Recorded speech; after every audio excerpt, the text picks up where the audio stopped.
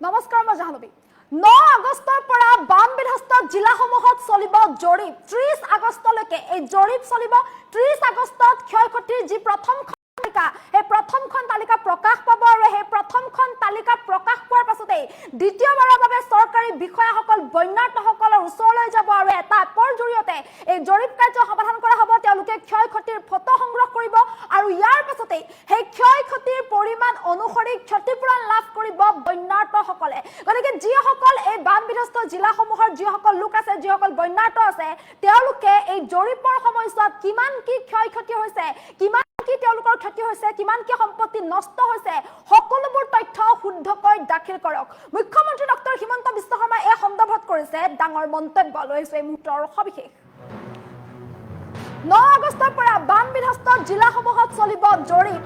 বান বিধ্বস্ত জিলাসমূহত জৰীপ চলিব 9 আগষ্টৰ পৰা 30 আগষ্টলৈকে চলিব প্ৰথম পৰ্যায়ৰ জৰীপ এই প্ৰথম পৰ্যায়ৰ জৰীপ 30 আগষ্টলৈকে চলিব 30 তাৰিখৰ প্ৰথমখন তালিকা প্ৰকাশৰ পাছত বন্যাৰ্তৰ কাষলৈ দ্বিতীয়বাৰলৈ যাব চৰকাৰী বিষয়া 10 ছেপ্টেম্বৰৰ ভিতৰত সামগ্ৰিক ক্ষয়ক্ষতিৰ খতিয়ান ওলাব জৰীপ কৰিবলৈ যোৱাসকলে ক্ষয়ক্ষতিৰ ফটোগ্ৰাফ আদি সংগ্ৰহ কৰিব যিসকল জৰীপ কৰিবলৈ যাব চৰকাৰী বিষয়া তেওঁলোকে সকলো ক্ষয়ক্ষতিৰ ফটোগ্ৰাফ আদি সংগ্ৰহ কৰিব এটা এপৰ জৰিয়তে জৰীপ কাৰ্য সমাপন কৰা হ'ব বান বিধ্বস্ত প্ৰতিটো পৰিয়ালকে উচিত পৰিমাণৰ সাহায্য প্ৰদান কৰা হ'ব বুলিও মন্তব্য কৰিছে মুখ্যমন্ত্ৰী ডক্টৰ হিমন্ত বিশ্ব শৰ্মাই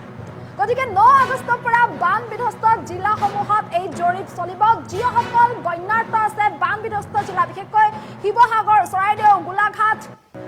যোৰহাট এই 4 জিলা এই বান বিধ্বস্ত জিলাসমূহত জৰীপ চলিব শিৱসাগৰ আৰু চৰাইদেউৰ যিসকল বন্যাৰ্ত আছে তেওঁলোকেও নিজৰ ক্ষয়ক্ষতিৰ সকলোবোৰ ক্ষতিপূৰণৰ বাবে তেওঁলোকে নিজৰ ক্ষয়ক্ষতিৰ তথ্য দাখিল কৰিব লাগিব যিহেতু এতিয়া এই বান বিধ্বস্ত জিলাসমূহত শেহতীয়াকৈ মুখ্যমন্ত্ৰীগৰাকী নিজেই গৈ সকলোবোৰ নিৰীক্ষণ কৰি আহিছে পৰিস্থিতি কেনেকুৱা বান পৰিস্থিতি বুজ লৈছে বন্যাৰ্তসকলৰ সৈতে শিবিৰে শিবিৰে গৈ তেওঁ মত বিনিময় কৰিছে আৰু এই সকলোবোৰৰ পাছত এতিয়া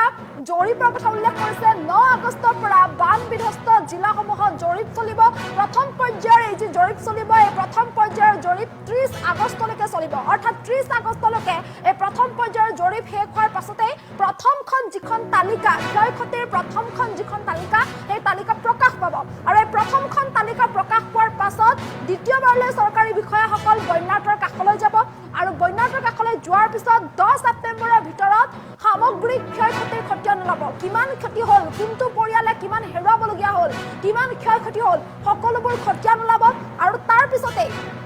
এই সকলো ক্ষয়ক্ষতিৰ খতিয়ান ওলোৱাৰ পাছতে জৰীপ কৰিবলৈ যোৱাসকলে ক্ষয়ক্ষতিৰ ফটোগ্ৰাফ আদি সংগ্ৰহ কৰিব কোনটো পৰিয়ালে কিমান ক্ষয়ক্ষতি হৈছে সকলোবোৰ ফটোগ্ৰাফ আদি সংগ্ৰহ কৰিব ফটোগ্ৰাফ আদি সংগ্ৰহ কৰাৰ পাছত সকলোবোৰ যেতিয়া চূড়ান্ত হৈ ওলাব কোনটো পৰিয়ালৰ কিমান কি ক্ষতি হৈছে কিমান ক্ষয় হৈছে সকলোবোৰ চূড়ান্ত হৈ যেতিয়া ওলাব চূড়ান্ত হৈ ওলোৱাৰ পাছত প্ৰতিটো বন্যাৰ্ত বা প্ৰতিগৰাকী বন্যাৰ্ত বা প্ৰতিটো পৰিয়ালে উপযুক্ত পৰিমাণৰ সাহায্য লাভ কৰিবলৈ সক্ষম হ'ব উপযুক্ত পৰিমাণৰ ক্ষতিপূৰণ লাভ কৰিবলৈ সক্ষম হ'ব মুখ্যমন্ত্ৰী ডক্টৰ হিমন্ত বিশ্ব শৰ্মাই এই সন্দৰ্ভত ডাঙৰ ঘোষণা কৰিছে গতিকে বন্যাৰ্তসকলে যেতিয়া চৰকাৰী বিষয়াসকল তেওঁলোকৰ ঘৰলৈ যাব যেতিয়া চৰকাৰী বিষয়াসকলে ক্ষয়ক্ষতিৰ বুজ ল'ব ক্ষয়ক্ষতিৰ ফটো সংগ্ৰহ কৰিব তেতিয়া প্ৰতিগৰাকী বন্যাৰ্তই প্ৰতিটো পৰিয়ালে ক্ষয়ক্ষতিৰ সকলোবোৰ তথ্য শুদ্ধকৈ দাখিল কৰিব যাতে উপযুক্ত ক্ষতিপূৰণ আপোনালোকে লাভ কৰে উপযুক্ত পৰিমাণৰ ক্ষতিপূৰণ যাতে আপোনালোকে সাহায্য যাতে আপোনালোকে পায় তাৰ বাবে সকলোবোৰ তথ্য শুদ্ধকৈ দাখিল কৰিব 9 আগষ্টৰ পৰা জৰীপ চলিব 30 আগষ্টলৈকে প্ৰথম পৰ্যায়ৰ জৰীপ চলিব আৰু 30 আগষ্টৰ প্ৰথমখন তালিকা প্ৰকাশৰ পাছত পুনৰ যাব চৰকাৰী বিষয়া আৰু 10 ছেপ্টেম্বৰৰ ভিতৰত যেতিয়া সামগ্ৰিক ক্ষয়ক্ষতিৰ খতিয়ান ওলাব তাৰ পিছতে সেই এটা এপৰ জৰিয়তে জৰীপ কাৰ্য সমাধান হ'ব আৰু এপৰ জৰিয়তে জৰীপ কাৰ্য সমাধান হোৱাৰ পাছতে সেই পৰিমাণ অনুসৰি ক্ষতিপূৰণ লাভ কৰিব বন্যাৰ্তসকলে মুখ্যমন্ত্ৰী ডক্টৰ হিমন্ত বিশ্ব শৰ্মাই ডাঙৰ ঘোষণা কৰিছে মুখ্যমন্ত্ৰীগৰাকীৰ মন্তব্য আছে মন্তব্য শুনাবলৈ চেষ্টা কৰিছোঁ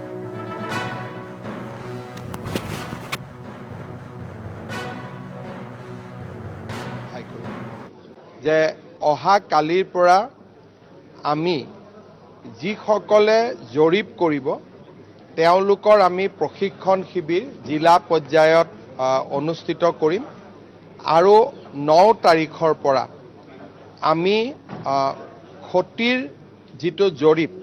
সেই জৰীপ আমি আৰম্ভ কৰিম প্ৰথম পৰ্যায়ৰ জৰীপ 30 আগষ্টলৈকে চলিব আৰু 30 আগষ্টত জৰীপৰ তালিকাখন অহাৰ পিছত আমি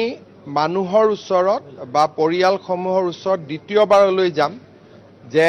কৰবাত কিবা ভুল থাকি গৈছে নেকি। অৰ্থাৎ আমি আশা কৰিব পাৰোঁ যে 10 ছেপ্টেম্বৰৰ ভিতৰত আমি এটা পৰিৱেশ এটা বা কিমান ক্ষয়ক্ষতি হৈছে বা আমি কি পৰিমাণে ক্ষয়ক্ষতি আমি ঘূৰাই দিব লাগিব তাৰ এটা আমি ধাৰণা পাম। এই ক্ষেত্ৰত আমাৰ যিসকল জৰীপ কৰিব যাব তেওঁলোকে প্ৰত্যেকটো ঘৰৰ ফটোগ্ৰাফ আদি কালেক্ট কৰিব আৰু এটা কম্পিউটাৰাইজ এটা পৰ্টেল বা এপ এটা ডেভেলপ কৰা হৈছে যাৰ সহায়ত এই জৰীপ কাৰ্য সমাপন কৰা হ'ব। মই ভাবোঁ যে 30 আগষ্টৰ ভিতৰত আমি এটা অনুমান কৰিব পাৰিম যে এই গোটেই স্থায়ী সংস্থাপনৰ বাবে ৰাজ্য চৰকাৰ বা কেন্দ্ৰীয় চৰকাৰে কিমান টকা ব্যয় কৰিব লাগিব। এবাৰ গোটেই পুঁজিৰ পৰিমাণটো জনাৰ পিছত আমি ডেফিনেটলি ৰাইজক যেনেধৰণে সহায় কৰিব লাগে আমি নিশ্চিতভাৱে তেনেকৈ সহায় কৰিম। যে অহা কালিৰ পৰা আমি যিসকলে জৰীপ কৰিব তেওঁলোকৰ আমি প্ৰশিক্ষণ শিবিৰ জিলা পৰ্যায়ত অনুষ্ঠিত কৰিম আৰু 9 তাৰিখৰ পৰা আমি ক্ষতিৰ যিটো জৰীপ সেই জৰীপ আমি আৰম্ভ কৰিম। প্ৰথম পৰ্যায়ৰ জৰীপ 30 আগষ্টলৈকে চলিব আৰু 30 আগষ্টত জৰীপৰ তালিকাখন অহাৰ পিছত আমি মানুহৰ ওচৰত বা পৰিয়ালসমূহৰ ওচৰত দ্বিতীয়বাৰলৈ যাম যে কৰবাত কিবা ভুল থাকি গৈছে নেকি। অৰ্থাৎ আমি আশা কৰিব পাৰোঁ যে 10 ছেপ্টেম্বৰৰ ভিতৰত আমি এটা পৰিৱেশ এটা বা কিমান ক্ষয়ক্ষতি